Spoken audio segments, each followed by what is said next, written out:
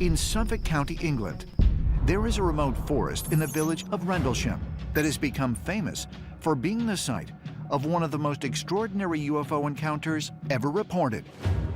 And some of those who experienced it believe this incident also involved time travel. The event occurred on December 26, 1980.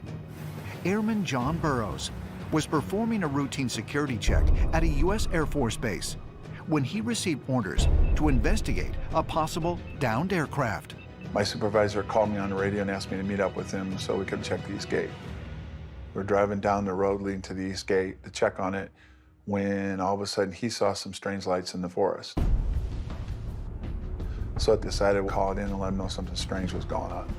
They decided to send one of the security units down, which was Sergeant Peniston. He got down there and he saw the same strange lights that we were seeing.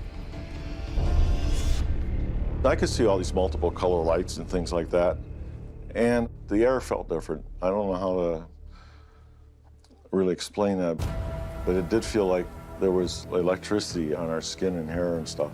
But that progressively got worse the closer we got to the tree line, and it got more intense.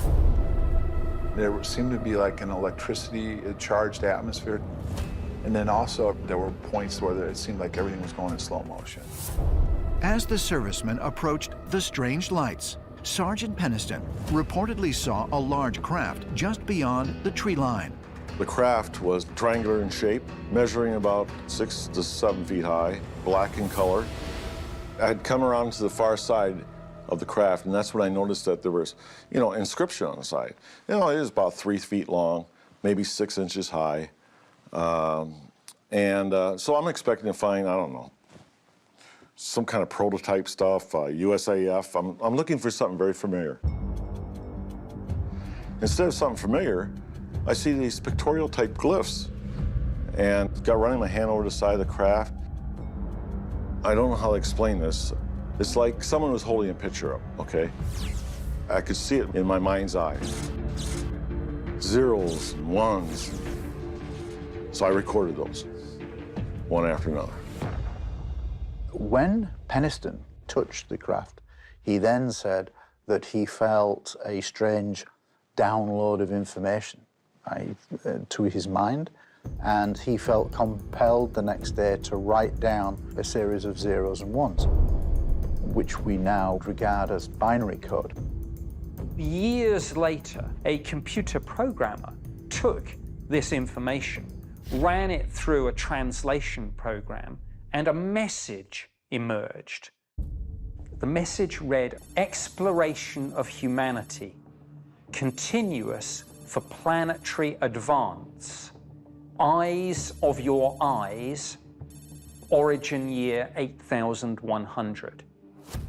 When one sees origin year 8100, one is forced to speculate, might we be looking not just at extraterrestrials, but time travelers from the future?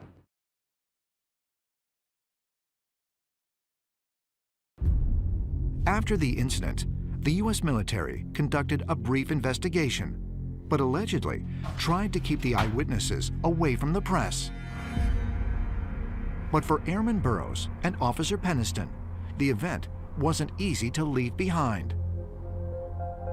Both men had lasting physical effects from the encounter and even reported strange dreams. After the incident, I started having throat and eye problems. At one point, my gums turned white. I also had vision problems, and when I went and saw the doctor, one of his first questions was, had I been ever exposed to radiation? I've definitely had dreams about it, and I still have feelings about what happened and what could happen in the future. I got out of service in 1993. Then I was out about maybe 3 months, and then I started getting these dreams and nightmares. During the dreams, I could see that these were time travelers 40 to 50,000 years in the future. I see that the purpose to come back was to correct things, was to fix things. Something horrible has happened. Something they have to correct. But it requires time travel. It requires going back into the past. I've never had a feeling of it being extraterrestrial. It's always been that they were simply us in the future.